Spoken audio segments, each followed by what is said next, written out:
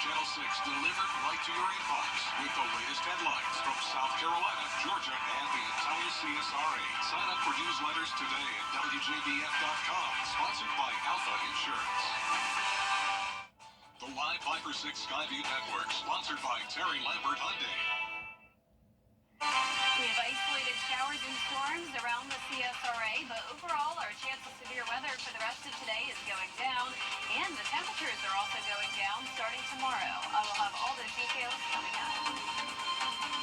Now on News Channel 6 at 6, concerns on credit card spending in the Augusta Mayor's office. And how one commissioner wants to fix the issue as Your News at 6 starts now. Live from Television Park, this is WJBF News Channel 6 at 6.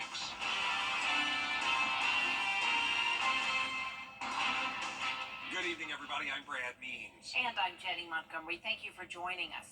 Coverage you can count on begins with controversy in a Columbia County neighborhood where a proposed rezoning for a church and campsite has some neighbors fighting back. News Channel 6's Hannah Latier live on Rockford Drive, which is just off Old Louisville Road, with the details. Hannah? Brad, Jenny, 143 Ministries, which has multiple locations in the area, wants to rezone this 20-acre property from residential to special to build a new church and a campsite. But since we've been out here covering this story, as you can see, crowds of people have gathered who all live around here, and they say they're against it. They, have patients that are trying to get their life together and all, which is fantastic. But I don't know how their screening goes and whatnot, and there's plenty of kids that live around here. We moved in here thinking that we wouldn't have that issue, and they're trying to rezone. It's like an intrusion to our property. In addition to the worship center, the ministry wants to build 6 to 18 cabins that could fit about 6 people who are recovering from substance abuse, which is not mentioned in the zoning application. The Planning Commission is recommending approval with the conditions of the parking lot being paved and applicants providing a traffic report. Neighbors say while they support the mission of 143 Ministries, they are not pleased with what they say is a lack of transparency, potential traffic increases, and concerns about safety. They just cut the grass so you can actually see the sign now. But they took the sign in the ditch, saying it's going to be a place of worship. Yeah. They put in the application, and everything in the application is ambiguous. There's so many better places as far as whether it's commercial, medical setting, or very rural. I've seen them all, but in a neighborhood like this. 143 board members say they were as transparent as they could be, and the tenants in the recovering program have to follow strict rules while temporarily staying in the cabins. There would also be staff members on site 24/7. People think that this is going to attract, a crime element or, unsavory people. I mean, that has not been the experience. We experienced a very similar situation in another county. And I think after the initial kind of shock, wore off. Those neighbors found us to be very good stewards. This is something that we've been dealing with for years. There's a stigma associated with it. But, so I understand, why they might feel that way. But I also know the level of accountability. Payne understands concerns, but says they vet people in the recovery program, and the property fits the bill. The property kind of fit all of our needs that we were looking for, and Columbia County had more of that rural, environment or availability, I guess, that we were interested in. And so that's essentially kind of why we landed out there.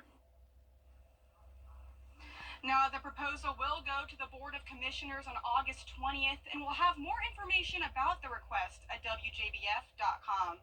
Live in Grovetown, Hannah Latier, WJBF News Channel 6. It is time now for our first check of the weather. Here's Chief Meteorologist Jenna Petracci. Well, we have 2 areas of rain that I'm watching on Live Viber 6. One of those areas in our northwestern counties, the other in our southeastern counties. So let's start up around Crawfordville in Tulliver County. You can see some very heavy rain coming down. One lightning strike as well, but overall a pretty weak storm, nothing severe at the moment. Then down in Burke County, we have scattered light rain showers, some heavier downpours around Old Church and Alexander near the border of Barnwell and Allendale counties, and also mostly light rain over in Barnwell at the moment to the south of Snelling, and this continues into Bamberg as well. Heavier rain coming down near Denmark, and also just passed through Bamberg and is now located over Midway. So Bamberg Bamberg is where we had a severe thunderstorm warning earlier that actually brought a lot of heavy rain and led to an aerial flood advisory. Those rainfall totals reached around 2.5 to 3 inches over a pretty large area here, right around Denmark and Bamberg. All of this rain came down on Main Highway, causing a lot of flooding issues. But luckily, at least the rain is starting to lighten up, and we're not expecting any more severe weather. Very, very low chance of it the rest of our evening across the entire CSRA. Terry Lambert Hyundai Skyview Cam showing damp conditions here in Waynesboro, just those light rain showers, nothing significant. And as for Augusta Busch Field today, no rain recorded. Temperatures were right around average. 93 is our high, low of 73 this morning. And temperatures are definitely on the cooler side this evening because of the rain. 84 in Augusta, only 77 in Barnwell, 85 in McCormick. Millen still at 90 degrees, 91 in Sparta, and 88 in Lincolnton. Dew points are pretty high, seeing a lot of mid-70s. Some drier air out towards the west, though, and you can see a difference in the wind direction depending on where you are. We have a northwest wind coming in, but also still a southeast wind coming in, and that is due to the stalled frontal boundary with low pressure right over the area. So we have some drier air trying to move in behind the front, and that'll mean some lower rain chances for us tomorrow. But in the meantime, the rest of this evening, chance of rain and storms until around 9 o'clock. Temperatures will be in the low 80s. Only top off in the upper 80s tomorrow and the next day. So I'll have a look at those temperatures coming up shortly, but back to you. Jenna, thank you. An update now on the progress at Westmont Elementary School. Columbia County school leaders say construction could be finished by Friday, but if the school building isn't ready, students will report to the district support complex on Friday on Riverwatch Parkway. That new building on Oakley Parkle should be open by Monday, but if delays do happen, school will be held at the Columbia County Exhibition Center next week. An emergency level alert at Plant Vogel has expired now. It was sent out around noon today. Georgia Power says a transformer fire caused the alert, but that fire has been extinguished, and they say conditions at the plant were not considered a threat to public safety. City leaders discussing credit card spending by Augusta's mayor. The mayor recently asked for reimbursement for office. As local college students head back to class, you'll notice some big changes at Augusta University's Forest Hills campus. Bria Smith is live now at Christenberry Fieldhouse. Bria? That's right, Jenny. Well, enhancements have already begun here at Christenberry Fieldhouse and just outside at the baseball stadium. Augusta University Athletic Director Ryan Urlacher shares that some of those updates include first-of-its-kind seating for the baseball stadium, as well as batting cages, a scoreboard, and press box. Construction plans also include exterior updates to the arena, giving the building a more modern look. Urlacher says this is just an example for student athletes to see the investment the university makes in them. We want to have first-class facilities when it comes to Augusta University and the athletics department. For us to be competitive nationally, you have to have that. I think with the student athletes, it's really important when we are recruiting the best, and that's what we do. We recruit the best in every sport, that they feel the investment that the university is making into their experience here. And obviously, facilities is an easy way to do that. And the athletic department aims to have these improvements done by the end of this year and the beginning of next. Live at Augusta University, Bria Smith, WJBF, News Channel 6. Bria, thank you. A handgun was found Friday at Butler High School. Police received a tip that a student may have brought a weapon to campus. A search was conducted and the gun was found. A letter was sent to parents. If parents have safety concerns, they can call the safety tip line. That number 706-828-1077. Coming up, new funding for cancer research in the U.S. How the money will be used to save lives. Next. And our severe weather threat is decreasing for the rest of this evening. Just some isolated showers and storms around. Temperatures are going down starting tomorrow with some very low chances of rain for the rest of the week. Stay with us for all the details. Hi, ETHS now for another check of the weather. Well, we have some rain around right now, but over the next 7 days to come, very, very limited chances of rain. And also our temperatures are going down. After the break, I'll have a look at your 10-day forecast and the futurecast. Stay with us. I'm Jordan. PSRA's favorite news app is now even better with easier access to local news, weather, and streaming video. Download the News Channel 6 mobile app. Now, your most accurate forecast with WJBF Live Viper 6. Welcome back. Here's the latest on Live Viper 6. We still have these two different areas of rain, a little bit of lightning happening now in our northwestern counties, such as Tolliver. Wilkes County also has a heavier shower about to move in. All of this heavy rain along Highway 278 and Crawfordville. And as we go down towards the southeast, just scattered showers in Burke County about to move out. There's Waynesboro, so all of this activity now to the south. Heavier rain near Alexander, and then also into Barnwell County, a little bit of light rain. Bamberg County is where we had a severe thunderstorm warning earlier. They're still left with some heavy showers to the north of Springtown, to the south of Bamberg, but overall things are definitely looking a lot better. One of our drier counties today has been Swainsboro. Plenty of sunshine out there, a nice breeze. Terry Lambert Hyundai Skyview Cam looking beautiful out there. 84, feeling like 91 here in town, so another humid day, but the temperature is definitely cooled down from the rain. East-southeast wind coming in at 6 miles per hour, dew point at 74. 84 as well in Aiken, but low 90s down towards the southwest. 91 in Sandersville and Swainsboro. 82 across towards the east, though, in Allendale. 80 in Bamberg. 77 in Barnwell, so a very big spread of temperatures.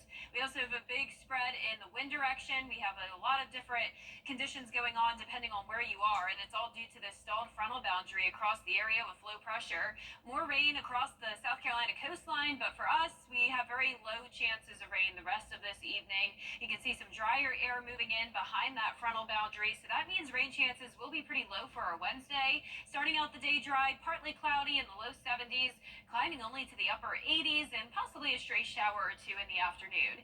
Heat index really won't be bad at all for the middle of August, only topping off in the low 90s Wednesday and Thursday. Heating up just a tad for Friday, but the low temperatures continue to go down.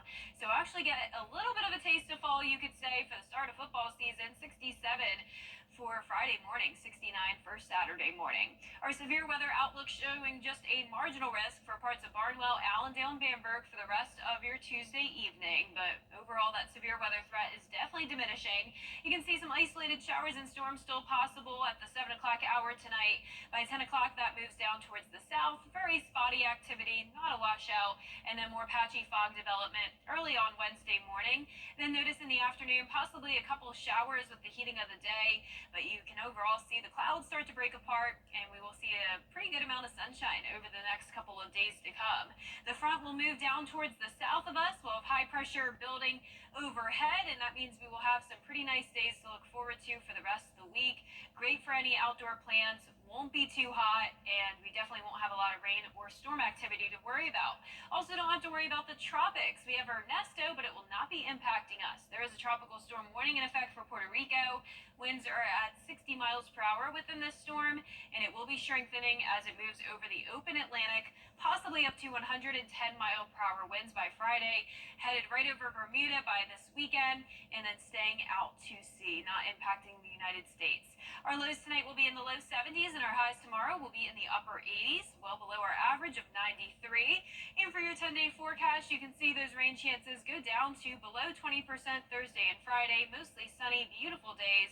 Back to a 30% chance of rain over the weekend, and even into next week. Low 90s, stick around, and we will still see those low chances of rain.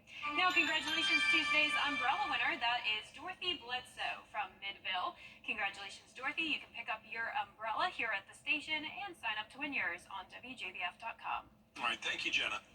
Still ahead on lawsuit against the defending WNBA champ. Why a former player is taking legal action in sports. CSRA 8 football coverage you can count on. You can't always choose the weather, but you can choose your weather app. Go with the most accurate and most trusted, the Live Viper 6 mobile app. Download it today. Days after winning a bronze medal at the Olympics, a WNBA player is suing her former teammate. She claims she was traded after she became pregnant. Rhiannon Alley has more.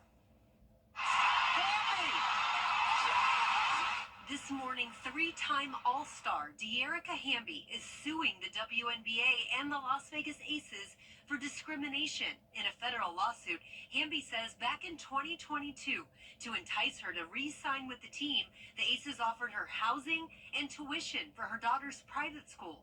But Hamby claims everything changed when she told them she was pregnant. After that, she says she was forced to vacate the housing. The school's tuition wasn't paid, and she claims she was bullied by the coaching staff. This lawsuit raises very real questions about whether a league that exists to empower women understands that women have the right to control their own destiny. Hamby claims Coach Becky Hammond asked her if she planned the pregnancy and questioned her dedication to the team. Hammond denies the allegations. Obviously, she has a different opinion, and she's allowed to have that opinion. But that's not how I saw things go down with my conversation. When Hamby was traded to the Los Angeles Sparks in early 2023, she posted her allegations on social media, prompting a league investigation. The WNBA handed Coach Hammond a 2-game suspension and rescinded one of the team's draft picks. But Hamby argues the investigation wasn't properly conducted and claims the punishment didn't go far enough. She's now seeking compensatory damages. WNBA should have stood up for the rights of one of its athletes, and their failure to do so is why they've been sued. The WNBA says it is reviewing the complaint. Rhiannon Alley, ABC News, New York. I was basically in. Well, while Paris got to host the official Olympics, a zoo in Australia held Olympic swim trials for its 6-day-old tortoise hatchlings. Look at those cuties. The western swamp tortoises were placed in the middle of a bowl of water and then timed to see how quickly they could get to the outer edge. And afterward, they were rewarded with worms, lots of worms. The goal really here is to improve the survival rate of the western swamp tortoises as they're released into the wild. Wait, it was actually moving kind of fast. It really was kind of getting on it for a turtle. For a real tiny guy, too? Yeah, I'm impressed. Well, our 10-day forecast showing just a 20% chance of rain tomorrow. Temperatures going down into the upper 80s, then upper 60s going into Thursday morning. Mostly sunny days to finish off the work week. All right, thanks a lot, Shannon, and thank you for watching. We're back at 7 after World News Tonight. Then we'll see you again for News Channel 6 at 11.